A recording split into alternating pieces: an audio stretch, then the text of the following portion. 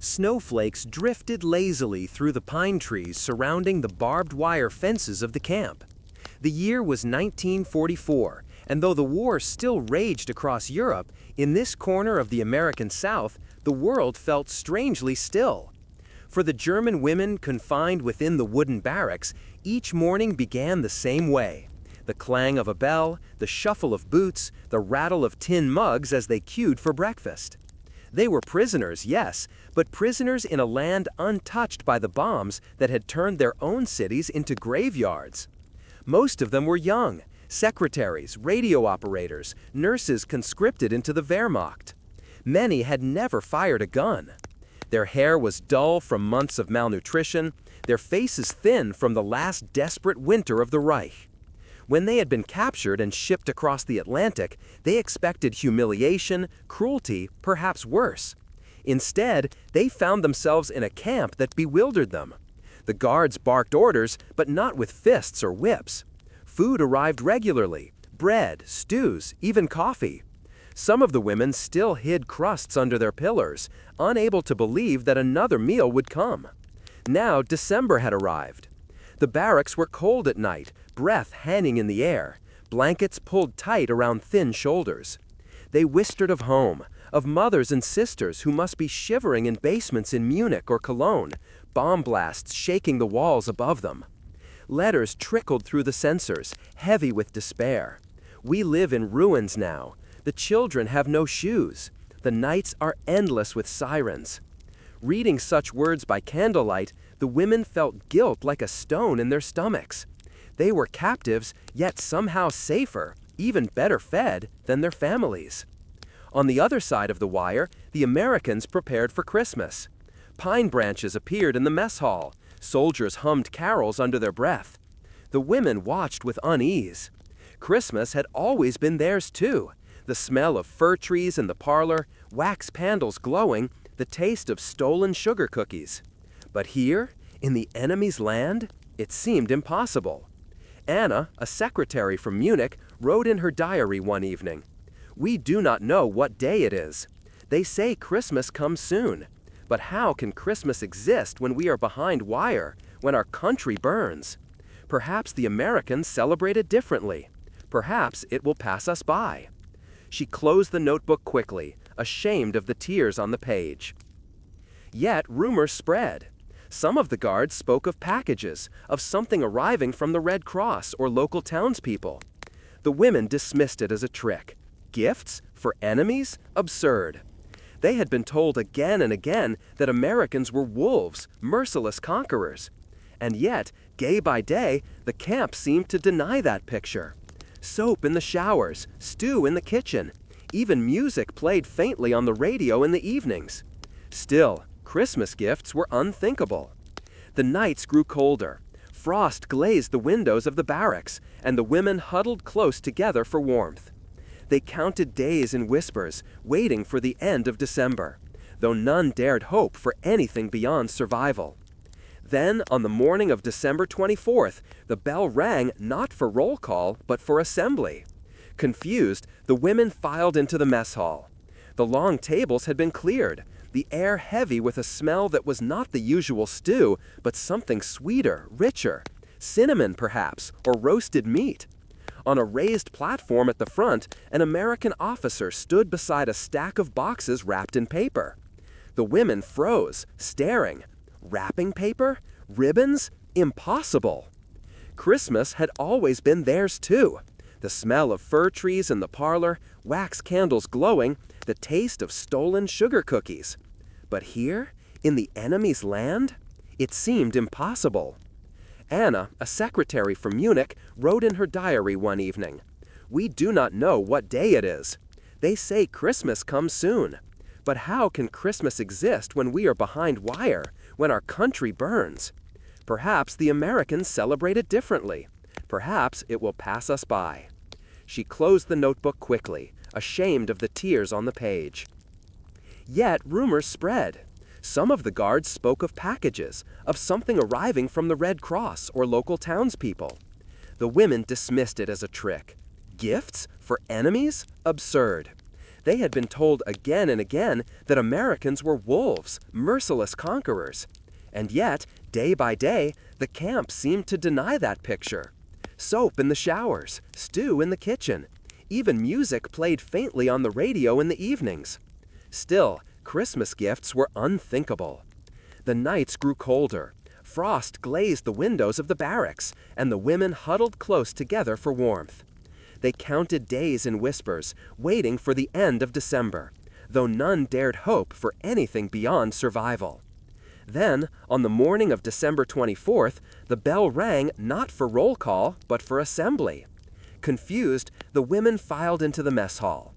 The long tables had been cleared, the air heavy with a smell that was not the usual stew, but something sweeter, richer, cinnamon perhaps, or roasted meat. On a raised platform at the front, an American officer stood beside a stack of boxes wrapped in paper. The women froze, staring. Wrapping paper? Ribbons? Impossible.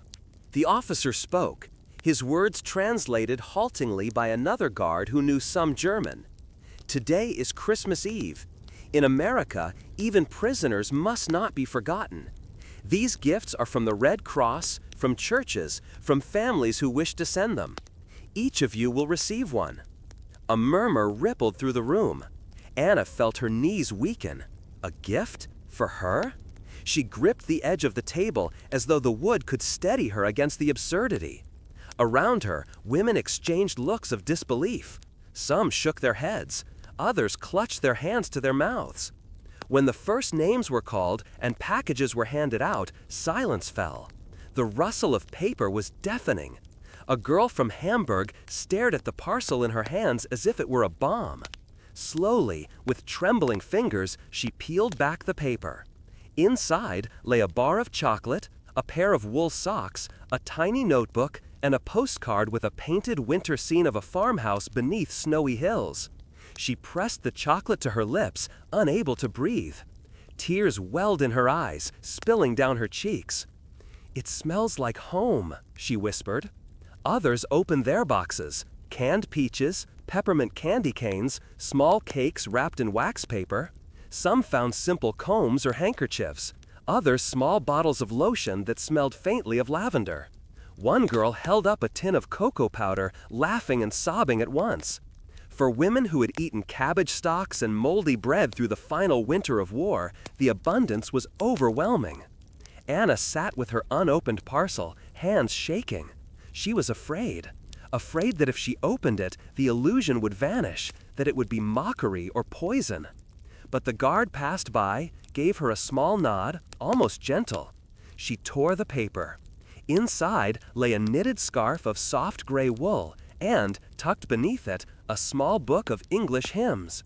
She touched the scarf to her face, inhaling the faint smell of soap and hands that had worked the yarn. A stranger somewhere had knitted this, not knowing it would warm the neck of an enemy. The thought broke her. Tears spilled before she could stop them. She bent over the table, shoulders shaking, the scarf clutched in her fists. Around her, the mess hall filled with the sound of weeping. Not the weeping of despair, but of something more complicated. Grief, relief, shame, and gratitude tangled together. For the first time in years, they were treated not as tools of war, but as human beings. That night, in the barracks, the women lay in bunks with their gifts beside them. The scent of chocolate lingered in the air, mingled with the soft rustle of wool, the faint sweetness of peppermint. They whispered in the dark, their voices hushed, as though afraid the moment might shatter. "Do you think they hate us less?" one asked. "Or is it only because of Christmas?" Anna pressed her scarf to her chest and whispered back, "I do not know, but I will never forget this night." Christmas morning dawned with a pale sun lifting over the frosted pines. The camp stirred slowly, the cold breath of winter seeping through the cracks of wooden barracks. For once, the clang of the morning bell did not feel like a summons to duty, but like the chime of a holiday far from home. Anna awoke with the scarf still wrapped tightly around her neck. In the dim light, she could see other women clutching their gifts. Chocolate bars tucked under pillows, notebooks hidden like treasure, candy canes hanging from bed frames. The barracks smelled faintly of peppermint and wool, a fragrance almost holy in its rarity. A murmur rose among the bunks. "Did you dream it?" whispered Greta, a former nurse from Bremen. She held out her tin of cocoa, its lid reflecting the dawn. "Perhaps it was only a trick of the night." "No trick," said another, her voice hoarse with emotion. She lifted a pair of wool socks, still stiff and new. "Feel them, they are real."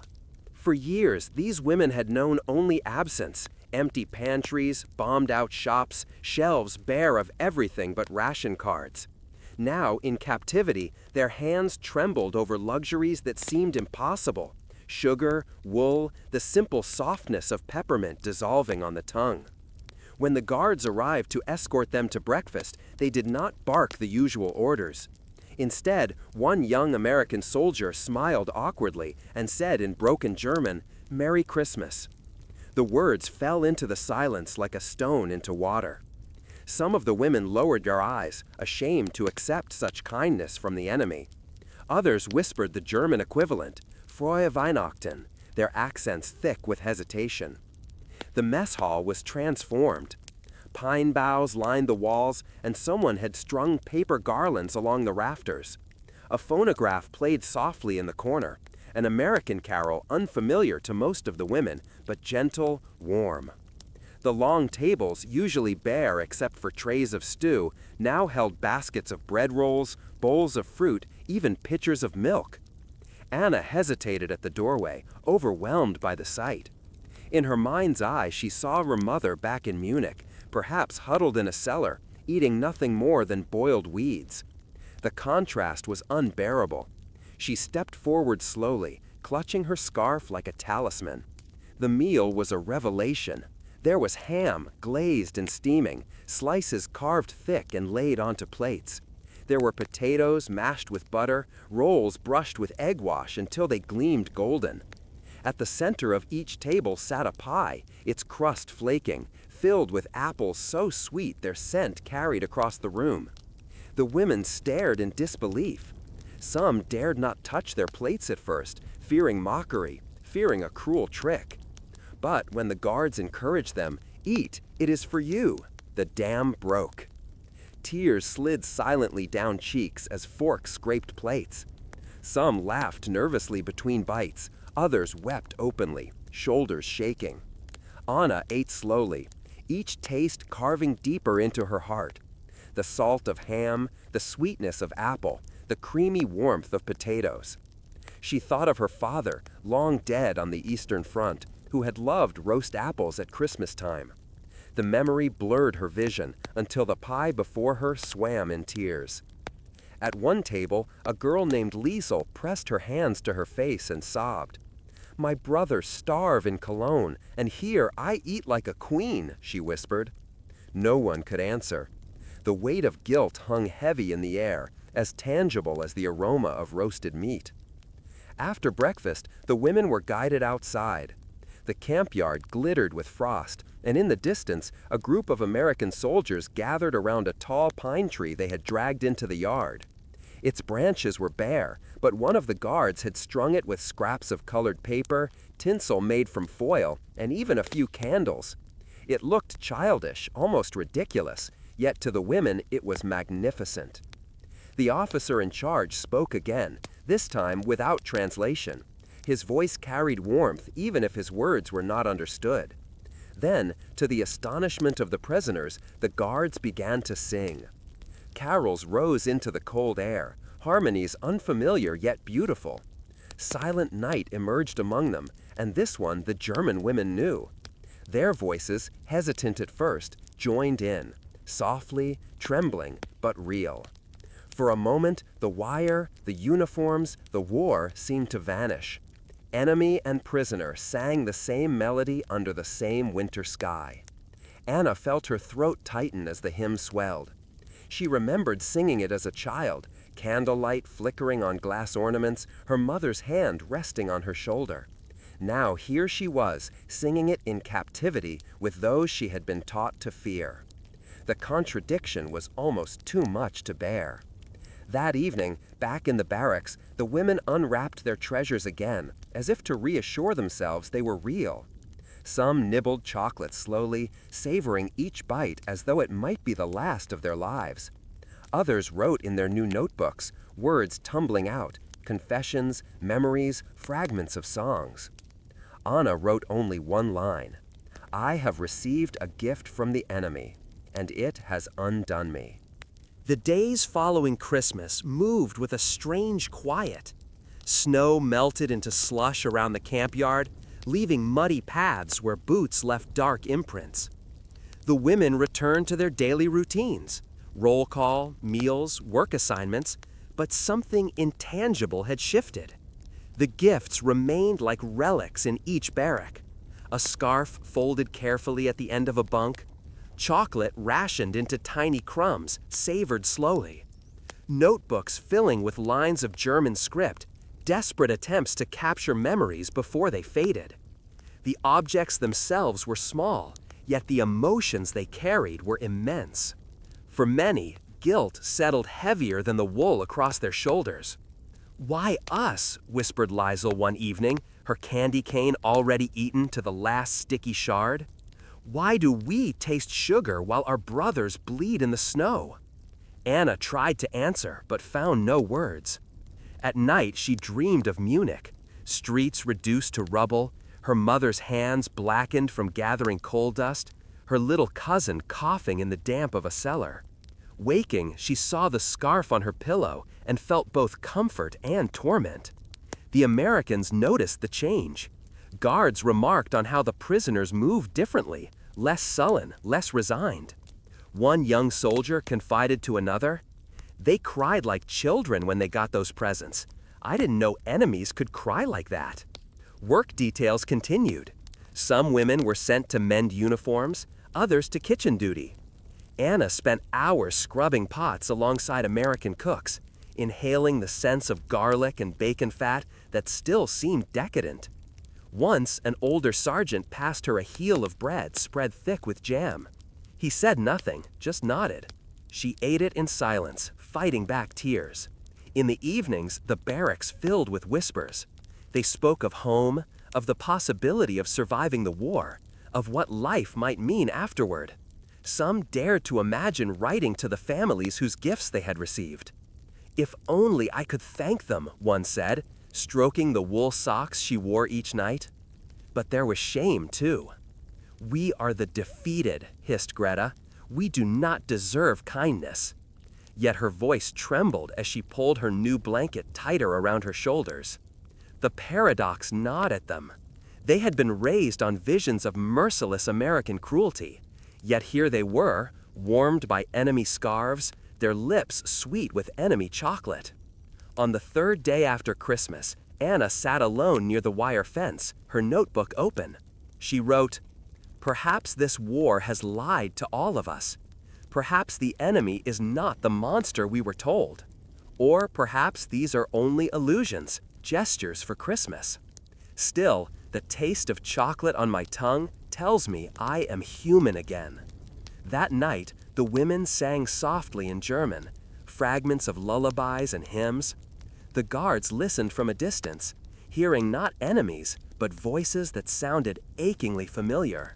Young, weary, longing for home. The camp was still a prison, the barbed wire still sharp, the watchtower still manned. Yet within that confinement, something had shifted forever. The women carried inside them the memory of Christmas gifts that had cracked open the armor of hate, leaving behind tenderness, confusion, and the faintest spark of hope.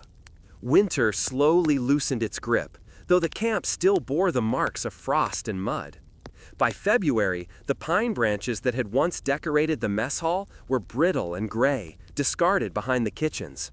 Yet the memory of Christmas lingered in every corner of the camp, like an invisible warmth that refused to fade. For the German women, the days resumed their rhythm. Roll call at dawn, work details, evenings huddled in the barracks. But something inside them had been altered. Before, they had lived only in the shadow of despair, convinced they were nothing more than defeated enemies, stripped of dignity and future. After Christmas, they began to look at themselves differently.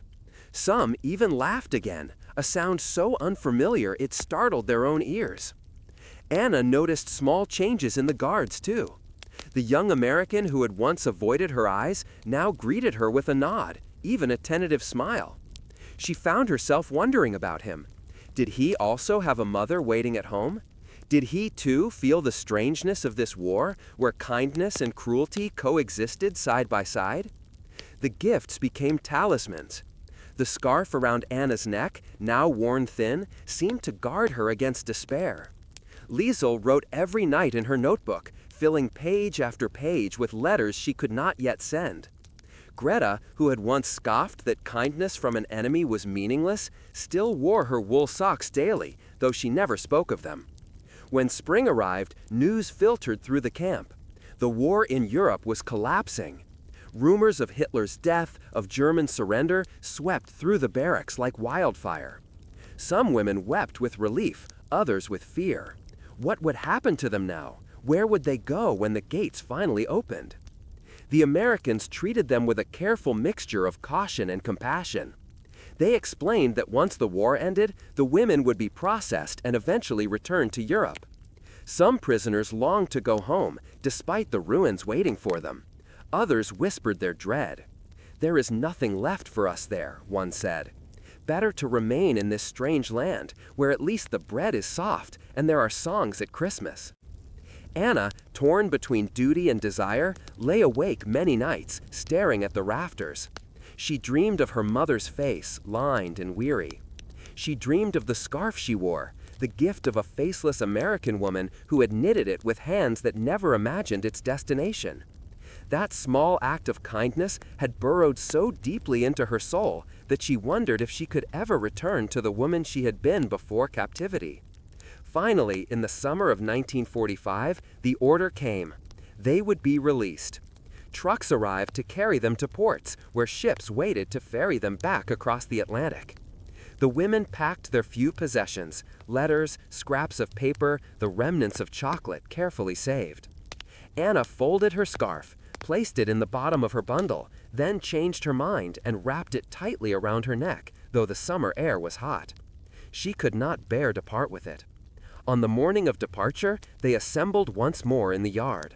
The guards, who had become strangely familiar over the months, stood at attention. Some of the women wept openly, others stood stiff, determined not to show emotion. Then, unexpectedly, the young American soldier stepped forward. In halting German, he said, "Good luck, go home safe." It was a simple farewell, yet the words struck deeply. Anna felt tears sting her eyes. She thought of Christmas Eve, of the first time she had held the scarf, and realized that even an enemy could see her as human. That night had changed her forever. When the trucks rumbled out of the camp, carrying them toward the sea, many women turned their heads for one last glimpse of the place where they had been prisoners, and where, paradoxically, they had also been reminded of their own humanity. Years later, scattered across Germany, some would tell their children of that strange Christmas in America. They would describe the taste of chocolate on a hungry tongue, the warmth of a wool scarf, the sound of enemy voices joining in silent night. And though much of their war was filled with pain, that memory would remain untarnished, a fragile ember of kindness glowing in the darkness. Anna, older now, kept the scarf folded in a drawer until it finally unraveled with time. She could never explain to others why she wept each year when snow fell at Christmas time. But in her heart, she knew. The gifts she had received as a prisoner had been more than food or fabric. They had been proof that even in the depths of war, mercy could exist.